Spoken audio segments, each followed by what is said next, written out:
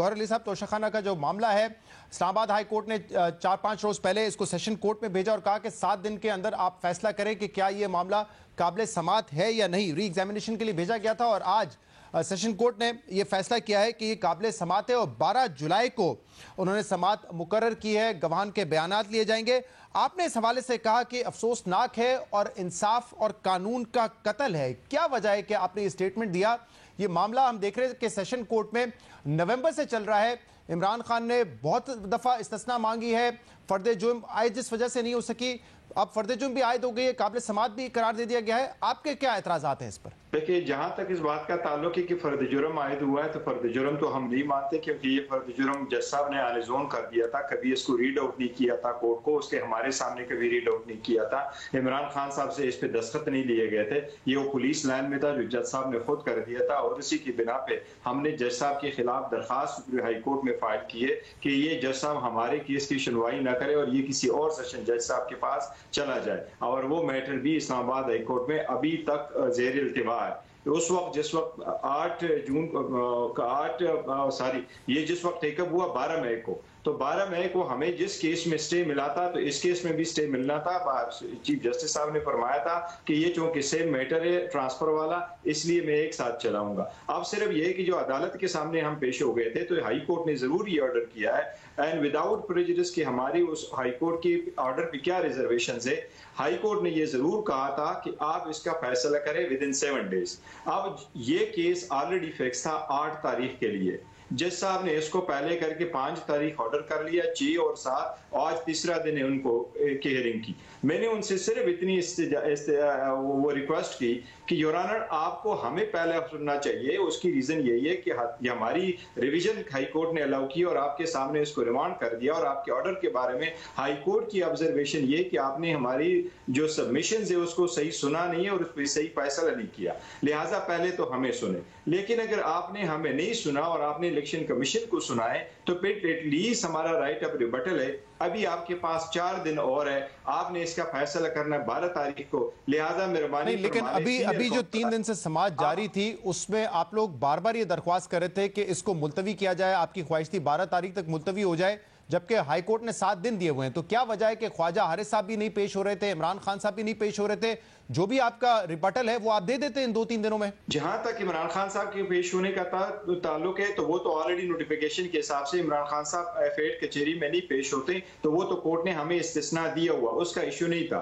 लेकिन 6 तारीख को जब पहले दिन भी हमें पेश हुआ तो पहले दिन से हमारी रिक्वेस्ट जज साहब के सामने सिर्फ इतनी थी कि काइंडली इस केस को 6-7 को ना सुना जाए, बल्कि इसको आप मंडे सुन ले। मंडे को हम आ जाएंगे, आपको अपने गुजारिशात पेश कर लेंगे और आपके साथ इस केस का फैसला करने के लिए 12 तक की डेट है, तो प्लीज आप हमें डेट दें। और मैंने जज साहब से ये भी रिक्वेस्ट की कि लास्ट टाइम आपके पास 2 एप्लीकेशनें थी, एक दिन के अंदर अंदर आपने उनको सुना भी दोनों पार्टीज को, उस पर फैसला भी कर लिया। इस मरतबा तो आपके पास एक ही एप्लीकेशन है और आज खुद आप देख लें कि 2:45 बजे जज साहब ने जजमेंट रिजर्व कर दी और 3 बजे जज साहब ने ऑर्डर अनाउंस कर दिया। तो जज साहब इतनी जल्दी ऑर्डर अनाउंस कर सकते थे, तो हमें अगर मंडे को सुन लेते तो जज साहब के पास फिर भी 3 दिन और 2 दिन और होते। गौहर अली साहब, इस केस को अब बिल्कुल ऐसे देखा जा रहा है जैसे कि फॉरेन फंडिंग केस था पाकिस्तान तहरीक इंसाफ का, जिसमें बार बार कभी वो अपना वकील बदल लेते, कभी वो इस्तिस्ना मांगते थे और वो हमने देखा कि 4-5 साल मामला चलता रहा, बल्कि शायद इससे भी ज्यादा। अब ये ऐसा मामला है जब तहरीक इंसाफ की हुकूमत थी तब ये सामने आया, राइट ऑफ इंफॉर्मेशन के तहत डिटेल्स मांगी गई, तहरीक इंसाफ हाई कोर्ट में चली गई कि ये तो हमारे दोस्त ममालिक से ताल्लुकात खराब हो जाएंगे, इंफॉर्मेशन कॉन्फिडेंशियल हम नहीं दे सकते। फिर जब हुकूमत चली गई उसके बाद इलेक्शन कमीशन ऑफ पाकिस्तान ने उनको डी-सीट किया, कहा कि फौजदारी का मुकदमा इनके खिलाफ कायम किया जाए। अब नवंबर से ये मामला चल रहा है और नवंबर से आज तक जितनी भी हेयरिंग हुई है, मुतअद्दिद हेयरिंग्स हुई हैं, इमरान खान साहब उसमें 2 दफा सिर्फ पेश हुए हैं और इस वजह से फर्द जुर्म भी आयद नहीं हो पा रही थी।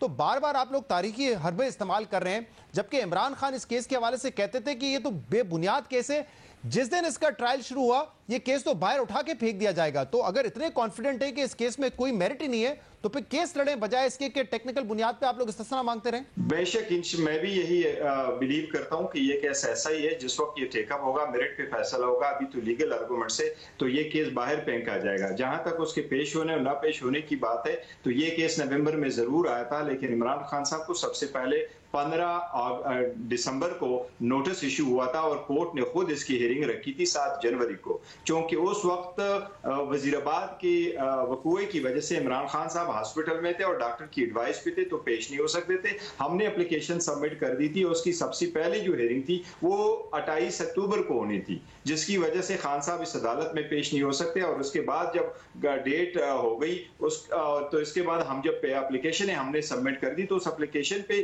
फैसला होना था। उस एप्लीकेशन के फैसले के बाद जब हाई कोर्ट चले गए तो स्टे की वजह से हुआ है। हमने कोई भी ऐसी इस्तिस्ना नहीं। आप लोगों को बड़ा रिलीफ मिला। आप लोगों ने कहा कि इमरान खान साहब एफएड कचहरी में पेश नहीं हो सकते, जज साहब ने आके जुडिशियल कॉम्प्लेक्स में फैसला सुनने का कहा।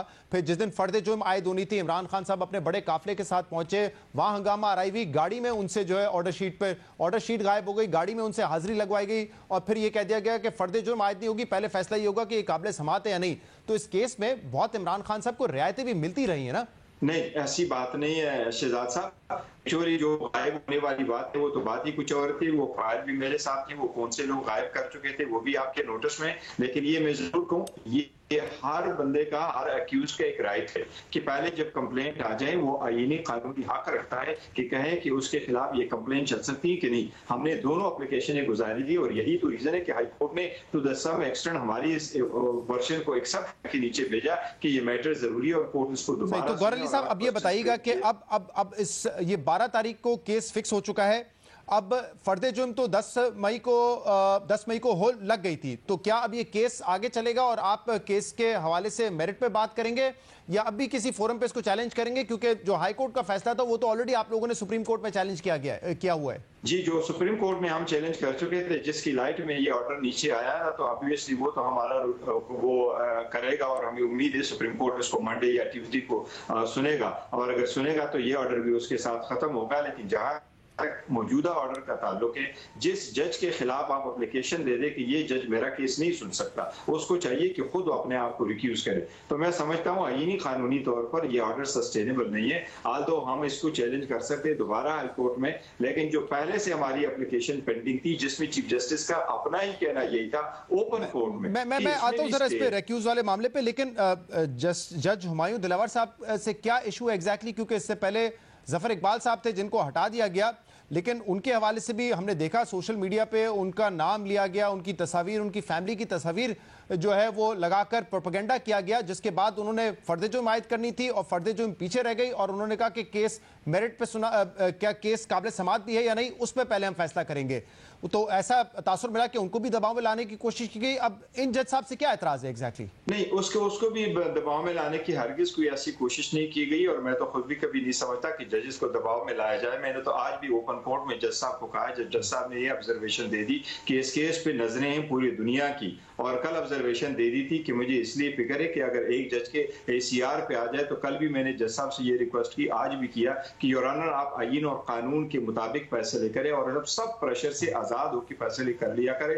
यही वो स्ट्रगल है जिसके लिए हम सारी कोशिश करते हैं कि अदली आजाद हो। तो हमें पहले ही जज खिलाफ भी प्रेशर में लाने की कोशिश नहीं की। बैरिस्टर साहब एक बात ये देखें, एक बात तो ये कि वैसे तो कहा जाता है कि अगर कोई शख्स एतराज करे जज पे तो जज साहब को रिक्यूज कर लेना चाहिए, लेकिन हमने देखा है कि सुप्रीम कोर्ट में हुकूमत का एतराज रहा है चीफ जस्टिस साहब पर भी और कुछ जजेस पर भी, लेकिन उन्होंने तो बाकायदा ये कहा था कि आपका हक है कि आप एतराज करें, लेकिन ये हमारा फैसला है कि हम रिक्यूज करते हैं या नहीं करते, क्योंकि अगर इस तरह हर मर्तबा एतराज हो, रिक्यूज करें, तो फिर हम तो कोई केस ही नहीं सुन सकते। अब आपने एतराज किया है, अब ये रिक्यूज हुमायूं साहब अपने आप को करते हैं नहीं करते, ये तो उनका फैसला है ना। जी बिल्कुल सही फरमा रहे हैं शहजाद साहब, लेकिन थोड़ा फर्क है। सुपीरियर जो जजेस होते हैं उनका तरीकेकार डिफरेंट है, क्योंकि वो कॉन्स्टिट्यूशनल जजेस है, चाहे वो हाई कोर्ट है या वो सुप्रीम कोर्ट है। जहां तक लोअर जुडिशरी का ताल्लुक है, सेशन जजेस का ताल्लुक है, तो वो लॉ एप्लीकेबल नहीं होता। लेकिन हमने इनको रिक्यूजल का नहीं, हमने तो इनके खिलाफ एक प्रॉपर एप्लीकेशन देकर के ट्रांसफर के लिए दी है और वो एप्लीकेशन अभी हाई कोर्ट में पेंडिंग है। और हम सुप्रीम कोर्ट इस ऑर्डर के खिलाफ इसलिए चले गए कि ये तीन दरखास्तें थी बिसाइड्स दी ट्रांसफर एप्लीकेशन। एक ये थी कि जज साहब मुझे बुला नहीं सकते थे इस केस में, दूसरी ये थी कि ये मेंटेनेबल नहीं था, टाइम बार था, ये प्रोसीड नहीं हो सकता, और तीसरा ये कि अगर सेशन जज साहब ने प्रोसीड करना था तो ये केस आना था उनके सामने